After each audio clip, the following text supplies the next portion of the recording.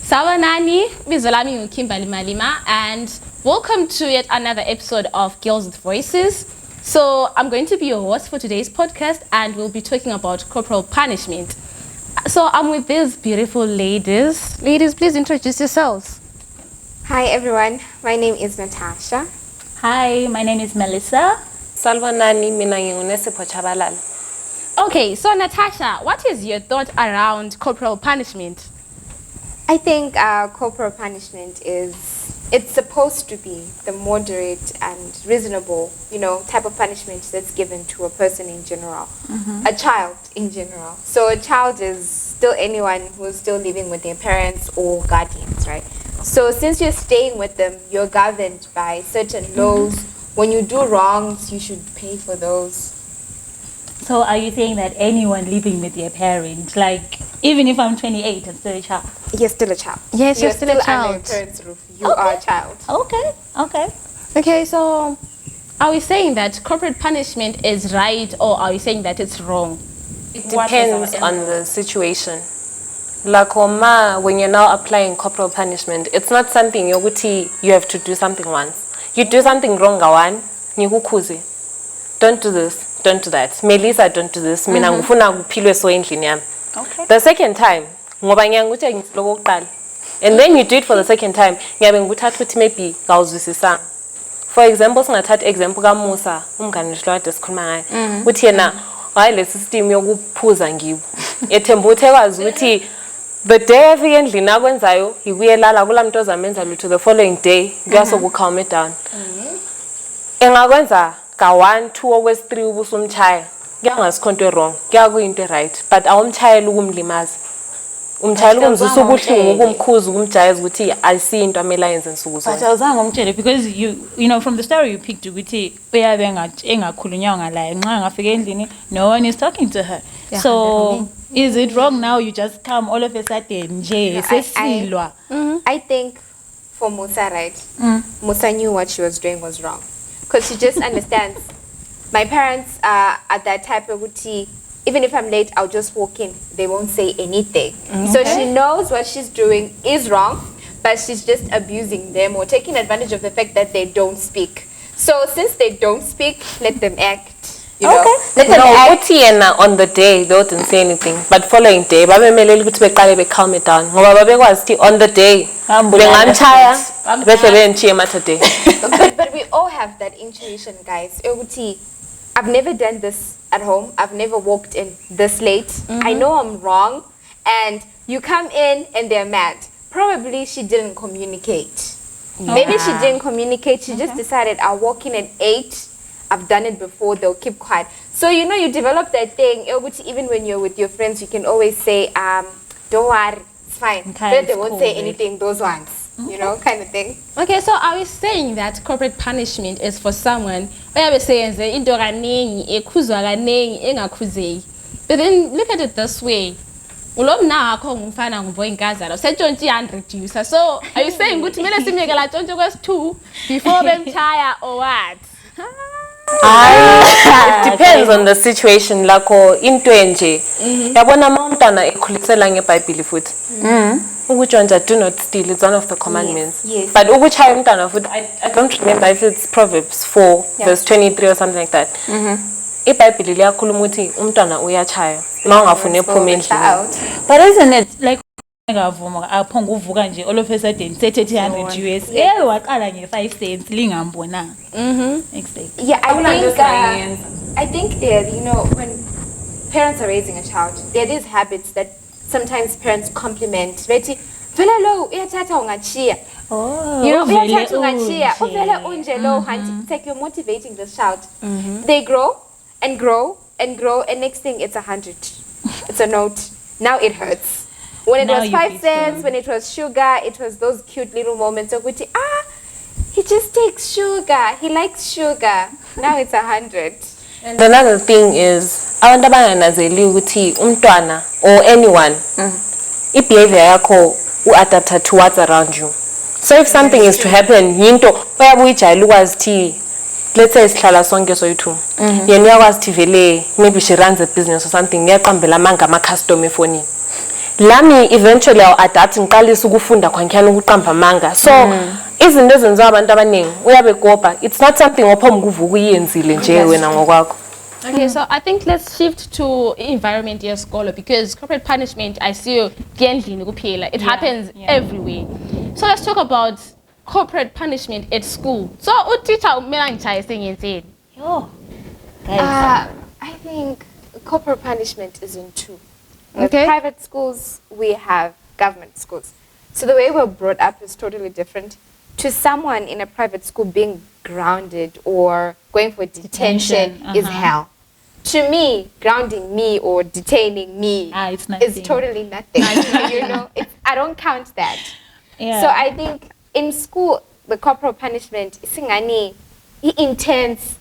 And the fact that they're trying to intensifying having to punish you means they're now, in some schools or some places, they're now going for those methods of uti. I have a question, is it abuse or punishment now? Even how it's my previous school, like it would get to an extent where we are cages or equal, like 6 feet, guys. Is that really corporal punishment, or now we are talking of bearing me now? Abuse. Yes. You know. So yeah, it should have a certain limitation. You can't be saying it's still corporal punishment. Most of the times, laba bani corporal punishment. The power. Yes. I'm the one with the above hand mele nyenzo ukuthi umuntu lo yakwazi thi mina ngingathi what I say goes. Yeah. So we are saying that those who give corporal punishment are those people who feel entitled to power, or ngabantu abadala, or what. Okay, so catch us on our next segment. We're going to take a breather and talk more about corporate punishment, because it seems like things are hot in here.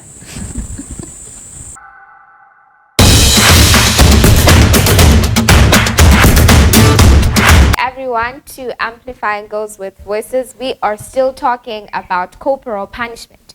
So in our current affairs, current news, there was recently a story of a teacher who found a student in the wrong place at the wrong time in class, and somehow, somewhere, the argument ended up in a physical fight between the teacher and the student. So what I wanted to understand, ladies, is, was it supposed to end up like that, provided a teacher is a person of the law in the school and a physical fight between a teacher and a student is just way too far? Well, I feel like it shouldn't have gotten to that extent. Of course, we know the teacher has power, but kids will always be kids. They'll also be stubborn in a way, because if they feel that what you are serving me now is not equal to my crime, then they are going to retaliate in whatever way they want to retaliate in. So it shouldn't have gotten to a point where now the teacher is begging out their anger issues, financial issues, whatever it is that they have behind them, and expressing that on the child. It can never get to that. I think also in this issue, we also have to understand that we are not justifying any of the teacher and the students' actions. But what we need to know as young people is that always be at the right time, in the right place to avoid such things. But moreover, the situation was not supposed to end like that, because understand that a teacher is someone who is supposed to be a guardian to that child, and the child is supposed to respect the teacher. So if it's now resulting in fights, it means that both were wrong to some level. So I think it was not supposed to end in a fight. They're supposed to resolve it in a peaceful manner, and the teacher being the advisor and the student respecting the teacher. Okay. In the right place to avoid such things. But moreover, the situation was not supposed to end like that, because understand that a teacher is someone who is supposed to be a guardian to that child, and the child is supposed to respect the teacher. So if it's now resulting in fights, it means that both were wrong to some level. So I think it was not supposed to end in a fight. They're supposed to resolve it in a peaceful manner, and the teacher being the advisor and the student respecting the teacher. Okay. And this all goes back to the definition of corporal punishment, which is it is the infliction of physical pain upon a person's body as punishment for a crime or infraction. The crime that you would have committed also depends on the punishment that you're going to get. The teacher wasn't supposed to hit a child just for finding the child in the wrong classroom. He could have simply said, move back to your classroom, you know you're not supposed to be here. So I think the reason why the student fought back was because what I'm getting for the thing that I did is not on the same level. So like he should fight back. And like, why wrong for being there in the first place? Like in the first place. He wasn't supposed to hit back. We've all done it. At least guys, let's talk about those nutheads that really don't get it when you, no matter how many times you say it, they literally need punishment. Like if it had been done 5, 6, 7 times, but from the sound of it, it happened once, one child, one mother, Yeah, we need to go back to what he used to hit this child. Okay. It wasn't no stick. It was a fist. So you give me one, generally adrenaline levels, they raise, I give it back. So I think then the masses, you're a teacher, you can't be doing something like this in class. You should have called him out or got him to the office and stuff like that. But it's not like it's things we don't do. I do it. Okay. Sometimes it's school, found in the wrong place at the wrong time. You feel you're wrong, but then your friends are watching. You also want to make the masses happy. Okay, so are we saying that corporal punishment is right, or are we saying that it's wrong? And if we're saying it's right, are we saying that we want reasonable corporal punishment, or what? We want reasonable. What's reasonable corporal punishment? That's what we need to understand. Corporal punishment in the first place should be reasonable. That's true. Okay. It's not supposed to be something that's done overboard. You're meant to cause physical pain, but not the other person won't be able to handle it.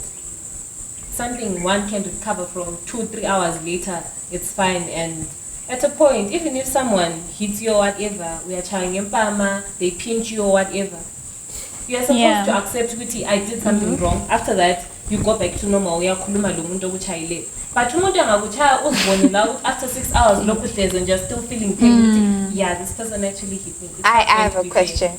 Okay. So you said it should be physical. So if it's pinching, should it leave scars on my body? Or for example, there's the digging an entire hole that's like your height level. And then I have moles on my hands, or I've missed lessons because I'm made to dig a hole. And I have a target. I'm told by end of week you should be done. So I can't attend lessons. I'm going to dig a hole. Is it supposed to be like that? I think this is the part where we draw the line between corporal punishment and abuse. We need to know the two.